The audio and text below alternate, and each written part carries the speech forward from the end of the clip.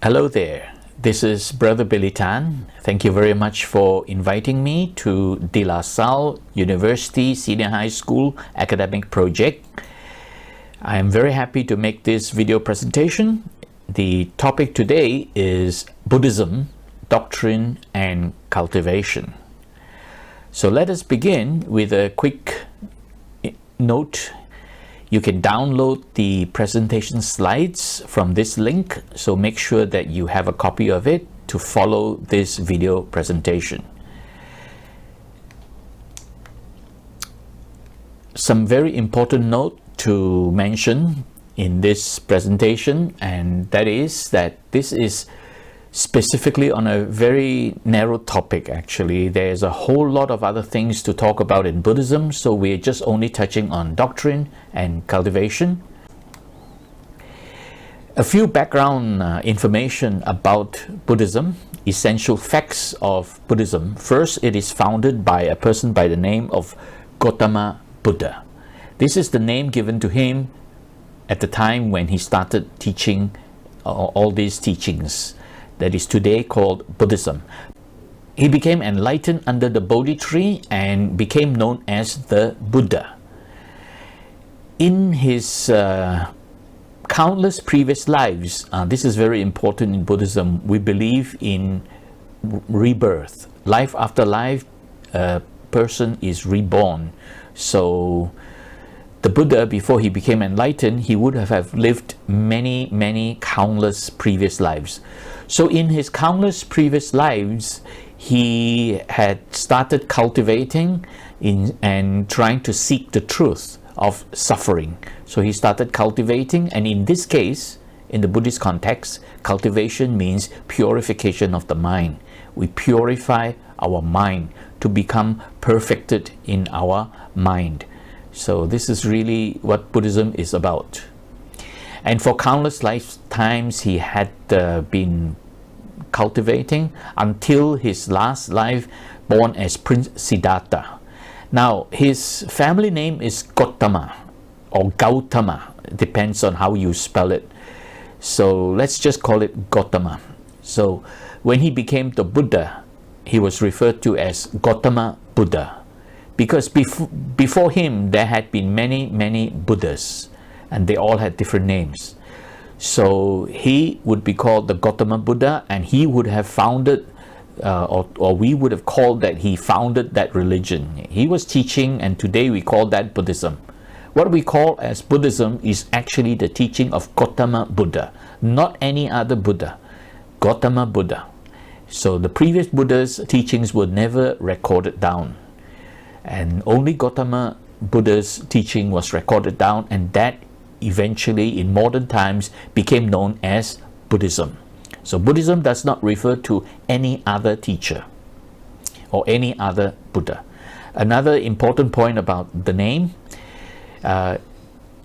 he is called Gautama Buddha, but in some scriptures or some texts, some modern scholars may call him Shakyamuni Buddha or Sakyamuni Buddha. So you have to be aware when you see any reference to Sakyamuni Buddha is referring to Gautama Buddha, or the Buddha as we call him today.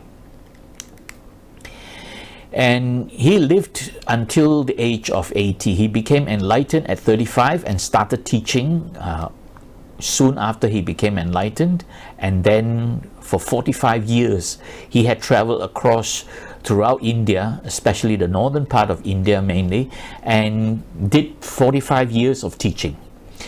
One of the core revelations that he taught is what he referred to as the three marks of existence. Anicca, which means impermanence, Dukkha, which normally translated to suffering, and Anatta, which is normally referred to as non-self. I won't go into these in details because trying to explain these three would take another 2 hours. We're just focusing on the doctrine and the cultivation. Our thought, our speech, and our action collectively will be called karma. Karma does not refer to consequence as some people think. Karma is actually referring to thoughts, speech, and action. In other words, it's our volition. Action by way of thinking, action by way of speaking, and action by way of doing. Karma really means action. Our karma is the cause of much suffering, and it also leads us to be reborn life after life. So this is one of the important doctrines of Buddhism. Actually, karma and rebirth has been taught throughout India long before Gautama Buddha came. So it is something that is actually common throughout the earlier religions in India. So karma and rebirth is not the original teaching of the Buddha, but the Buddha did emphasize a lot on karma and rebirth. So bear in mind that karma and rebirth had existed long before Gautama Buddha came around. It has always been there, rebirth and our karma. Okay. The core teaching is the ultimate goal. The core teaching of the Buddha is really to achieve this ultimate goal of gaining freedom from all suffering by becoming enlightened. And when we say enlightened, we mean that this person will never be reborn again. That means this person is no longer subject to rebirth. A person who is enlightened, when the body dies, that's it. He will not be reborn again. But for the rest of us who are not enlightened, when the body dies, we will be reborn. And what is being reborn is really the consciousness. We don't believe in this thing called soul. There is no transmigration of the soul. Rebirth is quite complex to explain, so I shall not try to explain it here. But bear in mind, it is not the transmigration of a soul. That is really the true or original understanding of rebirth. The important thing is, in Buddhism, we're talking about cultivation of the purification of mind. And this is done by completely eradicating all causes of suffering. Understanding what suffering is, how it arises, we eradicate all the causes, get rid of all the causes, abandoning, relinquishing all the causes. And to do this, we must first understand the noble truths of suffering. This is the doctrine. The noble truth of suffering is the doctrine, or sometimes we refer to it as the Four Noble Truths. And the practice or the cultivation is really the Eightfold Way, which is actually mentioned in the Fourth Noble Truth. We're going to come to that in a moment. So let's talk about the doctrine, the Four Noble Truths of suffering. And the word suffering actually came from the ancient Pali language, root word Dukkha. Now, Pali, P-A-L-I, Pali is a language used to transcribe the scripture of the original teachings of the Buddha. And it was later translated into other languages, such as Sanskrit. Sanskrit is a related language, a language related to Pali, very close. And the original teachings, they were first transcribed in Pali and then later translated to Sanskrit. So from time to time, I will refer to words that are coming from Pali, and I may even point out the difference with Sanskrit. For example, the word karma. If you see the word spelled with an R, K-A-R-M-A, that is Sanskrit. Sometimes you see the word spelled with double M, that is K-A-M-M-A, that is Pali. Okay, so when we talk about dukkha, dukkha actually means tensions or stress or something that hurts us. So when we talk about dukkha, it means many things. But unfortunately, the Westerners translated the word dukkha to suffering. And that's why a lot of people say, oh, Buddhism is very pessimistic. It's always talking about suffering. Not really, because it's a whole lot of other things. For example, not only suffering, it is referring to conditions like insecurity. When things are changing, you feel insecure. Dissatisfactoriness. If things are not according to what you want, you are not satisfied. You're experiencing pain and sorrow. These are also dukkha. You are also experiencing grief, lamentation. That means you want to cry. Lamentation means you want to cry.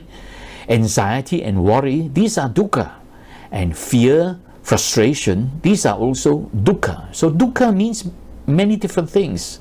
It's not just one big word called suffering. And unhappiness, if you're not happy with something, you are experiencing dukkha. Stress and distress. Stress means the body is feeling tensed because of stress hormone released in the body, and distress is the mind is being disturbed and agitated. So that is a mental suffering. So stress is the physical suffering, distress is the mental suffering. All these are dukkha. Frustration, right? So when you are frustrated, that you are experiencing dukkha. Perplexity, confusion, you are experiencing trauma, agony, anguish, or depression, or even boredom. All these are different varieties of dukkha. So the word dukkha actually means many things. But to make it simple, we will just use the word suffering. Since the Westerners translated it as suffering, we will just stick to this translation. But it actually means a whole variety of various forms of conditions where we are unhappy. In a nutshell, we are unhappy. That is dukkha. Okay, the doctrine is the Four Noble Truths of Suffering. Right? So sometimes it's just called the Noble Truths of Suffering. Sometimes it's just called the Four Noble Truths.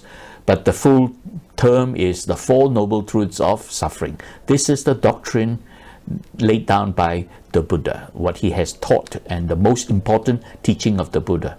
Throughout his 45 years, he was explaining this in many different ways, and a lot of teachings that he passed on to his disciples are all connected with the Four Noble Truths. What are the Four Noble Truths? The first is there is dukkha. That means we are always experiencing some form of dukkha. Life is full of dukkha, full of suffering. And samudaya is the second noble truth. This really means that there is a reason for this, a cause for the suffering. So samudaya is referring to the origin and the cause. I will go into these in details in a moment, just quickly running through. The second is the cause of suffering. The third is the good news that suffering can be brought to an end. We can actually cultivate ourselves to the point where we no longer suffer.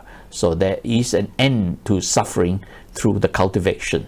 And the cultivation is mentioned in the fourth noble truth, and that is the way leading to the cessation of suffering, the way leading to the ending of suffering.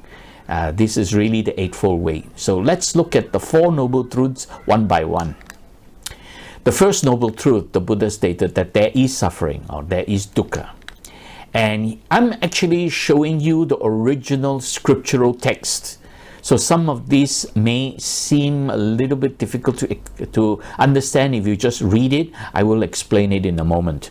So the Buddha mentioned 8 conditions of suffering. He says there is suffering and there are these 8 conditions. The first 4 are basically about our existence, and that is birth, aging, sickness or illness, and death. So these are the first 4. They are suffering. Now, some of you may be thinking, well, when a baby is born, everybody is so happy. Why are we saying it's suffering?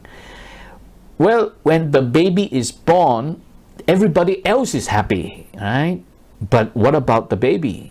The baby, for 9 months, was inside the mother's womb, feeling very warm and cozy, and now comes out to the real world. That is suffering, right?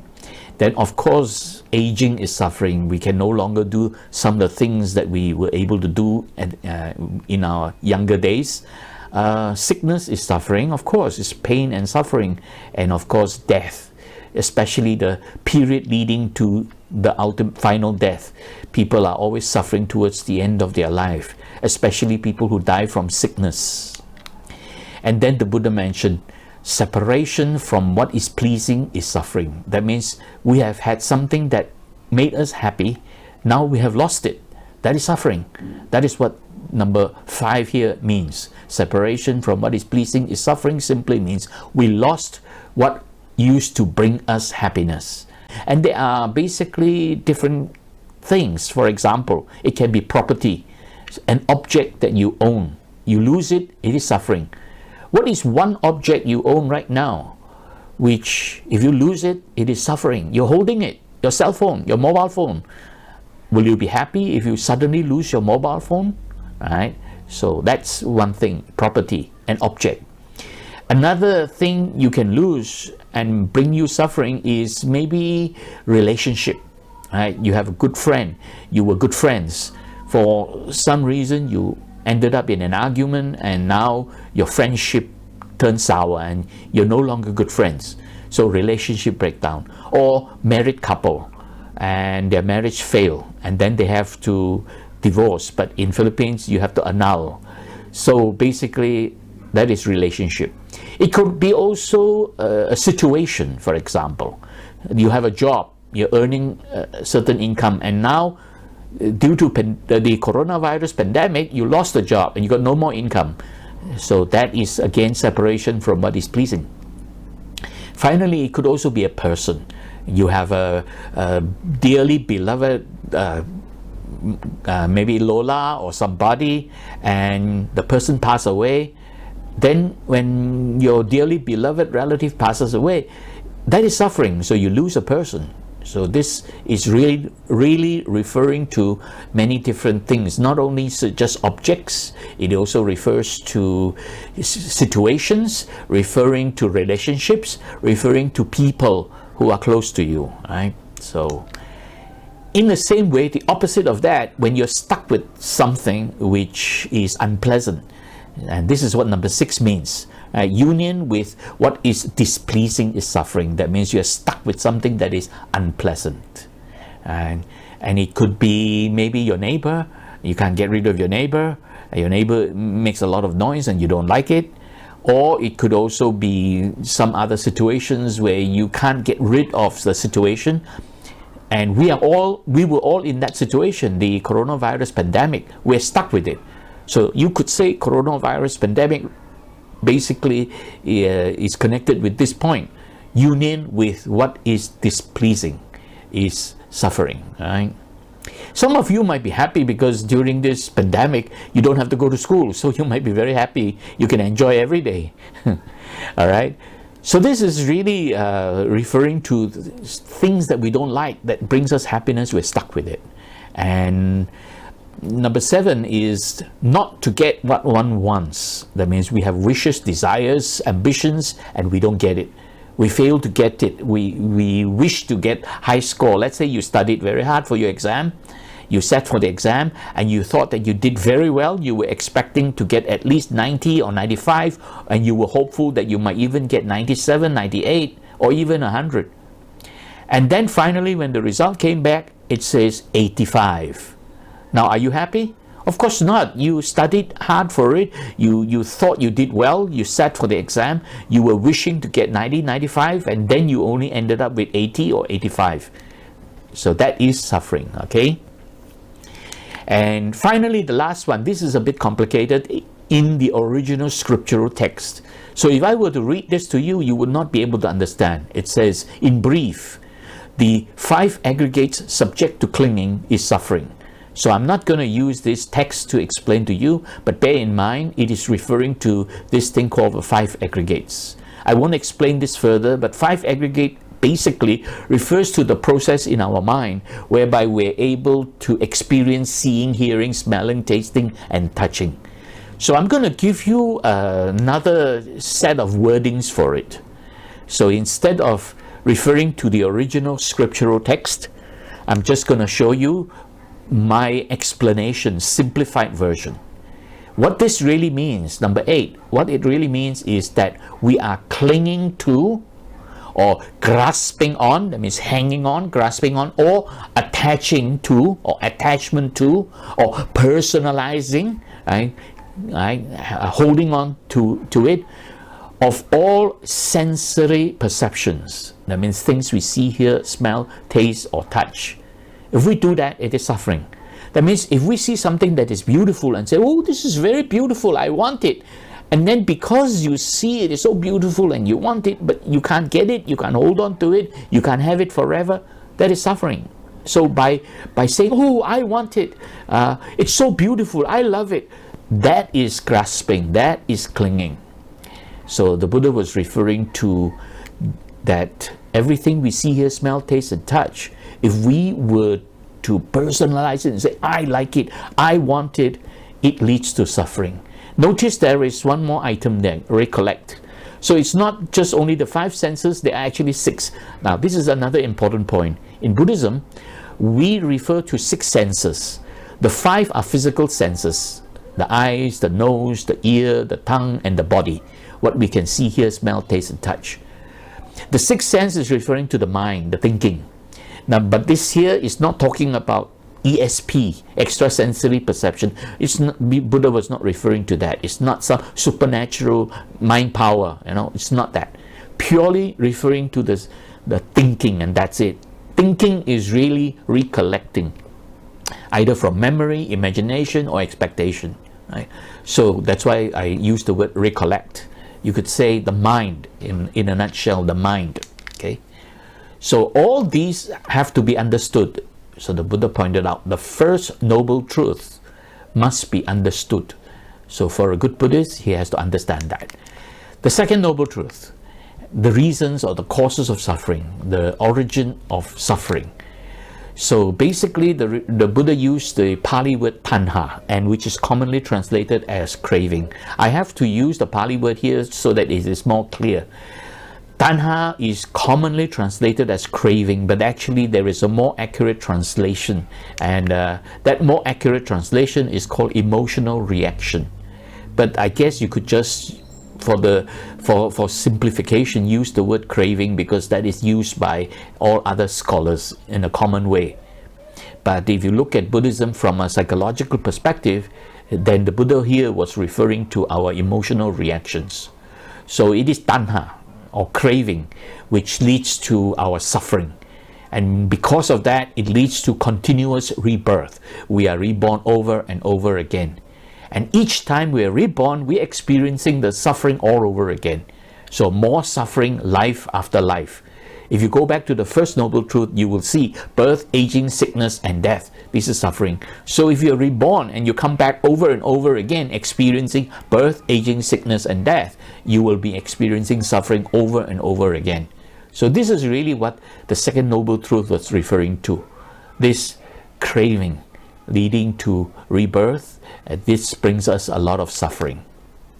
And there are 3 types of craving. First, craving for sensual pleasures. Meaning if we experience something very pleasant, we enjoy it, oh, now we want more of it. And this leads to a behavioral attitude called lobha. This is a Pali word. Lobha actually refers to lust and greed for pleasures. Lust turns into greed. We begin with lusting something. So if we experience something pleasant and we feel, oh, I want it, then that is lust. When you begin to want something, you crave for something. But once you get what you want, do you often say, that's enough, I don't want more? No, often we want more. When you get your first cell phone, you see someone having a better one, now you want to upgrade your mobile phone to a better one. The person who first gets an old Nokia, right? Then he sees someone having a nice Samsung. Oh, I want a Samsung. And then he gets a Samsung. And then he sees someone having an iPhone. Oh, now I want an iPhone. So lust turns into greed. Greed means now you want more, or you want to get something different. You're never satisfied. This is why craving for pleasures will never bring us long-term happiness. We're always greedy for more. So this is the first type of craving. Second type of craving is what is called craving for non-existence. Again, I must point out, these come from the original scriptural text translated to English. So it might seem a bit difficult for you to comprehend, but I am simplifying it by showing you it refers to the second behavioral attitude, which is called dosa. Dosa means anger and hatred towards something unpleasant or displeasures. That means if you experience something unpleasant, you want to get rid of it. You don't want it to exist anymore. So that's why it's called craving for non-existence. You experience something you don't like, something that hurts you, you want to get rid of it. You don't want it to exist anymore. And that is called dosa. When you don't want it to exist anymore, you are experiencing dosa. And that is anger and hatred towards the displeasures. The third one is craving for continued existence. Continued existence simply means that you don't want to die. This is actually referring to the notion of I, me, or mine.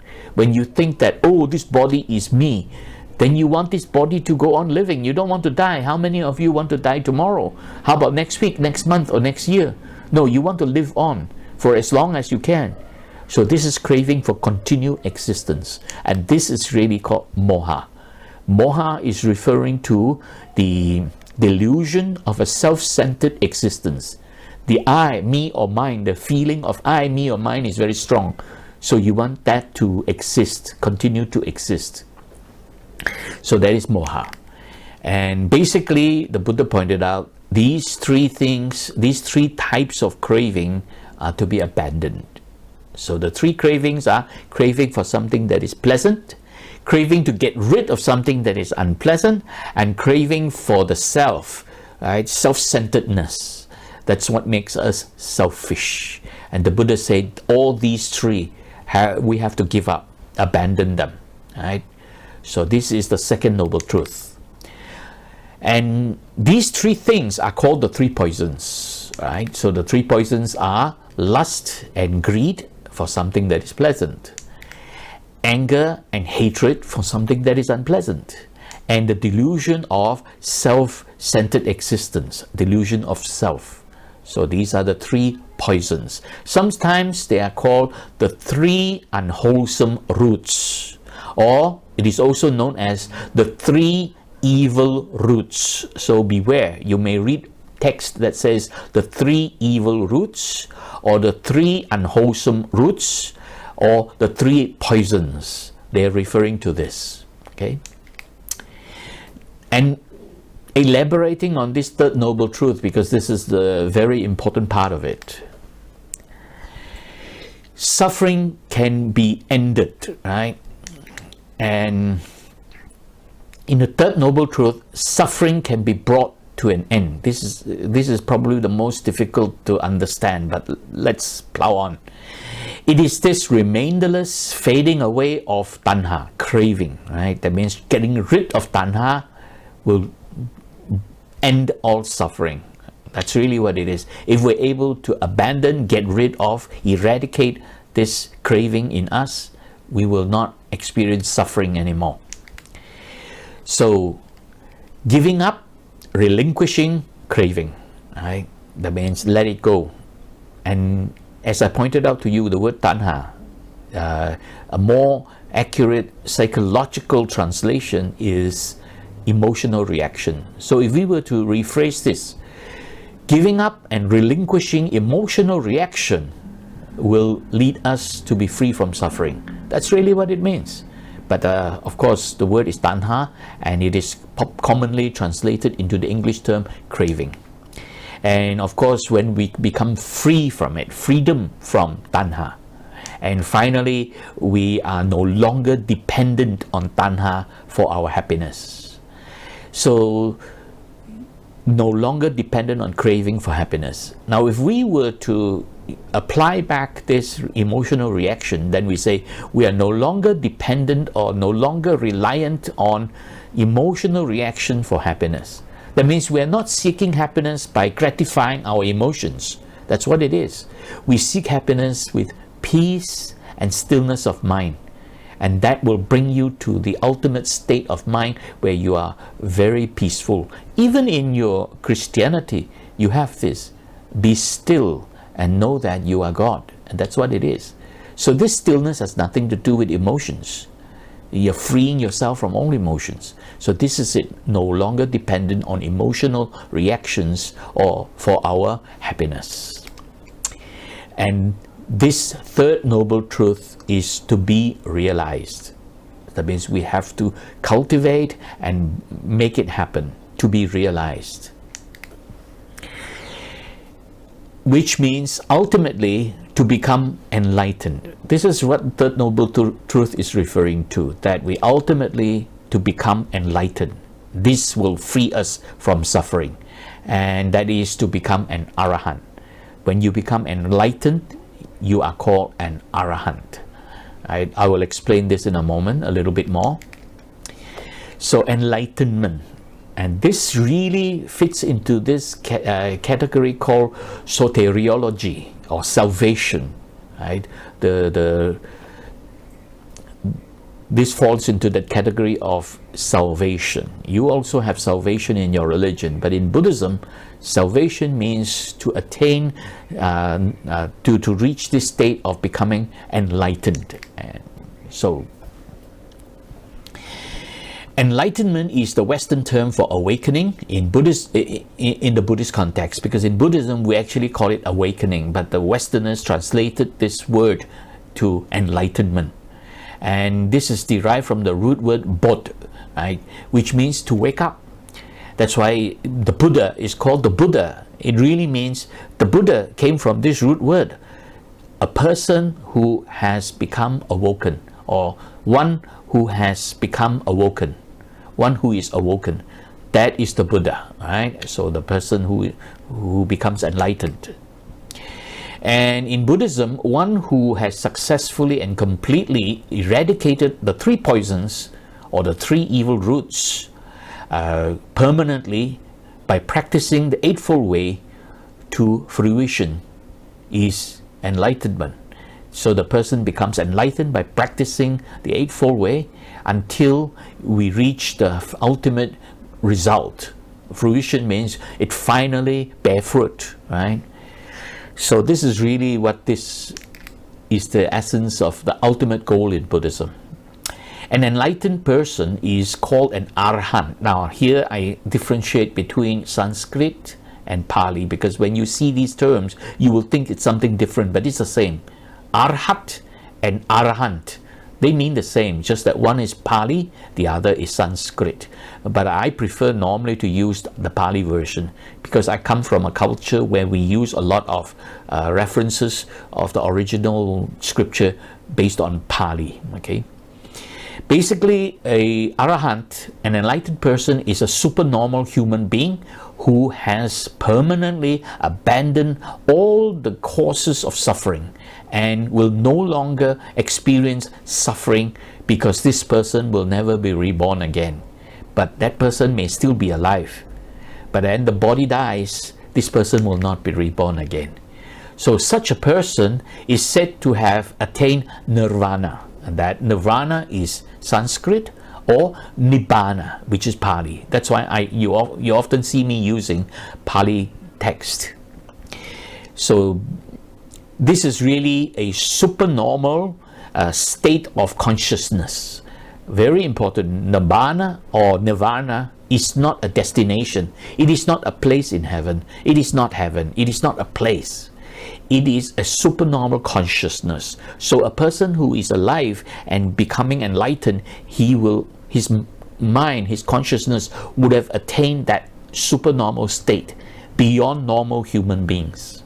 That supernormal state makes him free from suffering. He will not experience suffering because he has completely eradicated the three poisons. He no longer desire anything, he no longer hate anything, and he no longer thinks there is this selfish thought of I, me, or mine.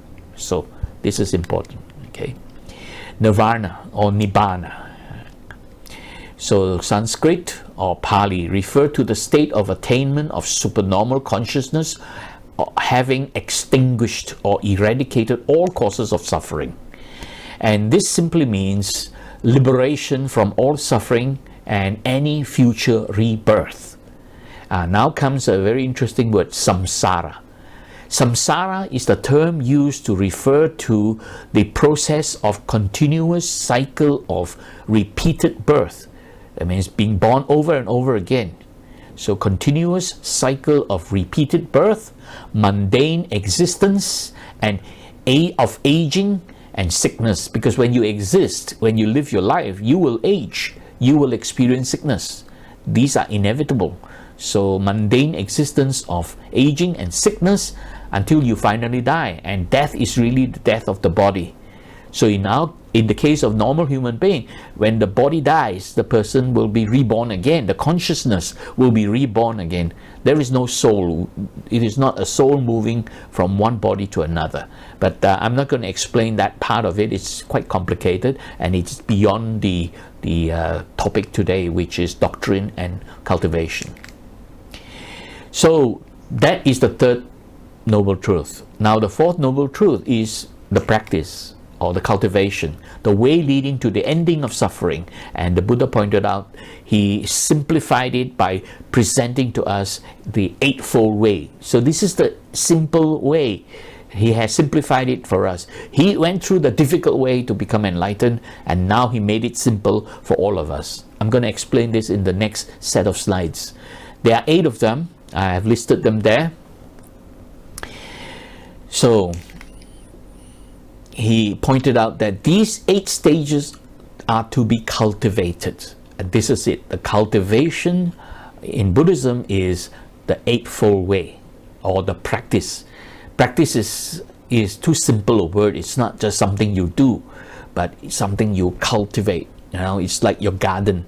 You cultivate a garden by planting a seed, getting rid of the weeds, and watering and nourishing and feeding fertilizers or whatever to feed nutriments and nourishment to your plant, and then your plant will flower.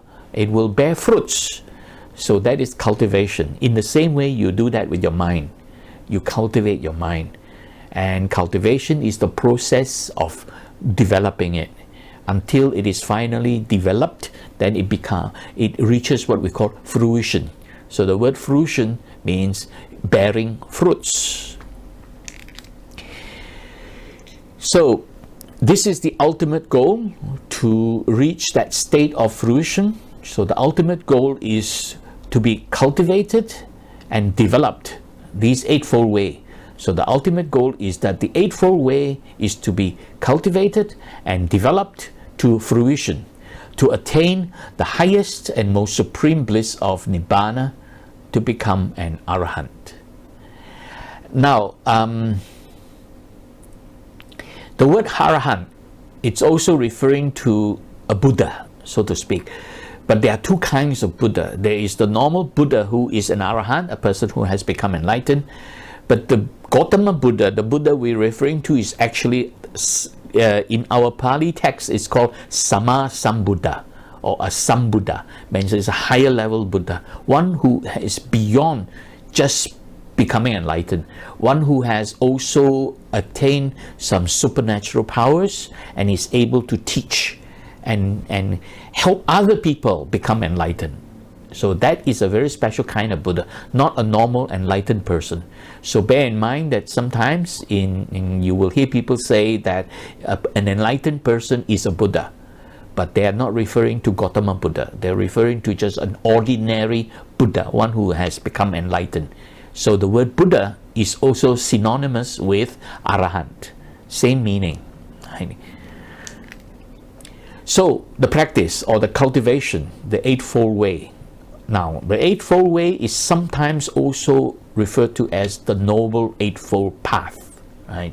So bear in mind, it is also called the Noble Eightfold Path. I prefer to use the word way than path. Path and way, well, they refer to similar things, basically. Okay, before talking about the Eightfold Way, it is important to mention that there is this thing called the middle way that the Buddha was teaching. Now, the middle way doesn't mean a little bit of this and a little bit of that. What the Buddha was trying to say is that the middle way is referring to avoiding 2 extremes and then practicing an alternative. Right? So the 2 extremes are, number 1, that we are experiencing this emotional excitement we go through life, we experience emotional excitement. When we get excited, we react to emotional excitement. So this is to be avoided, right? The other thing to be avoided is forcing yourself to stop any reaction.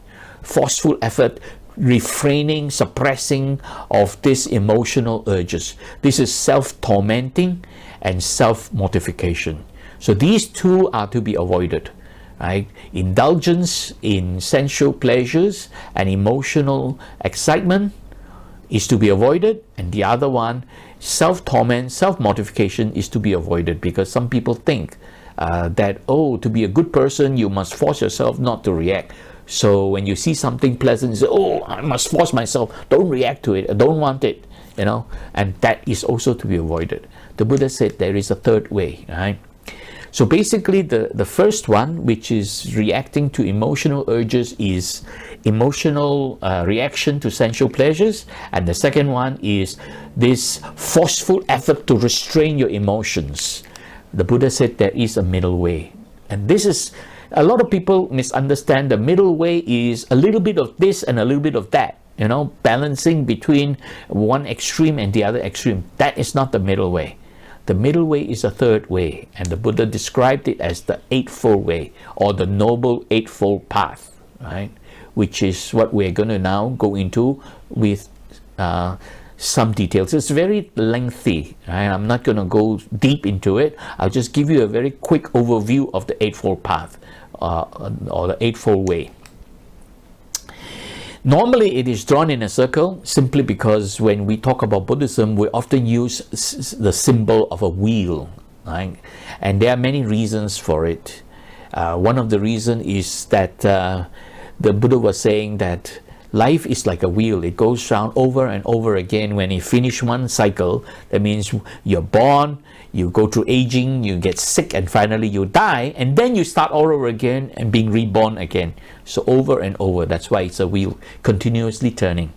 So in this case, the Eightfold Path are drawn in this manner. Okay, the first two basically are referred to as devotion. The Pali word is saddha. Now you have to be careful. If you read some Buddhist books, often you will find it says belief.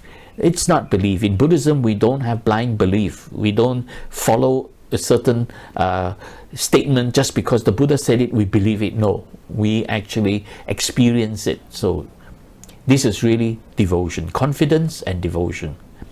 The first of the Eightfold Way is called the right view. That means you cultivate an understanding of the Noble Truth, the Four Noble Truths. So right view, firstly, is referring to understanding the Four Noble Truths and all that I have mentioned so far about the Four Noble Truths. If you fully understand that, then you would have some level of right view. Not full yet, but some degree of right view. Right view is very deep. There's a whole lot of other things to go with it. But there is also the three marks of existence, and that is anicca, dukkha, anatta, which is what is impermanent, there is suffering, and there is non-self. To understand that is also right view. And to understand these three poisons is also right view. So these are all important concepts and that are taught in Buddhism that you have to understand. Fully understanding that is right view. The second one is right intention, or sometimes it is called a right thought, right? So right intention here simply means that once you have understood, now you want to practice, you want to fulfill it, you want to do it. Wanting to do it, you're motivated to do it. So this two collectively is known as confidence and devotion, like saddha, confidence and devotion. You understand what it's all about, now you really want to make it happen. So this is more the motivational part behind it and the energy you want to put in, right? Having said that, now the next three Eightfold steps would be right speech, right action, and right livelihood. I'm going to explain right speech later, but it's made of four things. We must not tell lies. We must not say things that cause people to fight amongst themselves, dividing people, divisive speech. We must not say anything to hurt or harm people, harmful speech. And the fourth one is we do not indulge in gossips, rumors, or fake news. All right? So that is right speech. Then right action, there are there's a whole lot of right actions. So right action means we do things that are moral. We don't do anything that harm ourselves or harm other people. So right action simply means doing things that does not harm ourselves, does not harm other people, and it's only producing good outcomes, right? And then finally, right livelihood. We do not partake in any occupation which causes suffering and brings about evil situations or circumstances, such as smuggling drug, trafficking drug, taking drugs, okay, trading or selling drugs, or occupation involved with killing. We don't kill people, we don't kill animals, so try not to be a butcher. That's what it is. So we don't get involved with killing. We don't get involved with harming others. Don't be a criminal. Don't kidnap, right? And don't partake in any sexual misconduct, rape and molesting and sexual harassment, all this, right? Any occupation that involves that, stay away from it. Prostitution and all this, right? And child trafficking and so on. So we don't participate, do these things.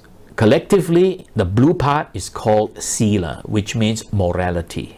Okay, and then comes the meditation part. This is the part where we purify the mind, and the green part is really related to meditation. It's quite deep. I won't go much more, but it first talks about right effort, meaning there are 4 things we need to practice in meditation, and when we practice these successfully, we can now go on practice the deeper version, which is mindfulness, right mindfulness, and then that takes us to a point where the mind is very still, perfectly still, and be still and know that you are God.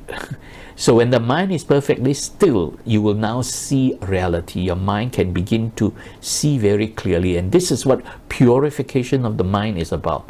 It's about stilling the mind so that the mind doesn't get agitated, doesn't go into emotional excitement, and then finally you are able to reach that very high state of mental cultivation called right concentration.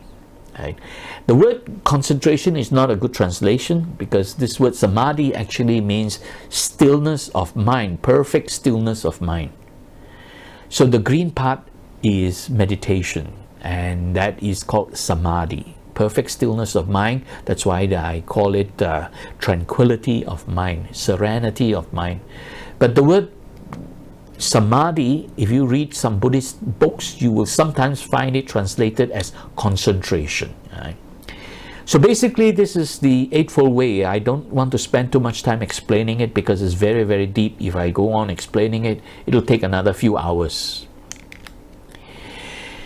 Now, from a practice point of view, for lay people, for ordinary people who are not monks, people like myself, we always, as a good Buddhist, we will always practice the 5 precepts. 5 precepts are not like commandments. They are not word that come down from heaven or what, and we must abide by. No. 5 precepts simply means it is training guidelines, tenets, guiding principles. That means something to guide us and we follow it. The first is that these are actually daily moral values for all Buddhists. And the first is that we do not harm life and we do not kill. So therefore, non-harming of life, I would take it as non-harming of living beings or breathing beings. But some people say, oh, do not kill. But I also say do not injure. Not only kill, but injury also is not good. Injuring an animal, right? So it's not just killing. But the translation, unfortunately, was translated as do not kill. Actually, it means do not harm living things. The second one is often translated as do not steal. It's a very simple way, but actually what the Buddha said is do not take what is not given. Which means if it is something sitting there, nobody claims it, you have no right to take it. If you go to a park, there's nobody around, and you see on the bench on the park, there is an iPhone sitting there. You cannot go and say, pick it up and say, oh, I found this iPhone, it belongs to me now. No. Even though you did not steal, but that is wrong. As far as the Buddha is concerned, do not take what is not given to you. And that's really what this second precept is. The third one is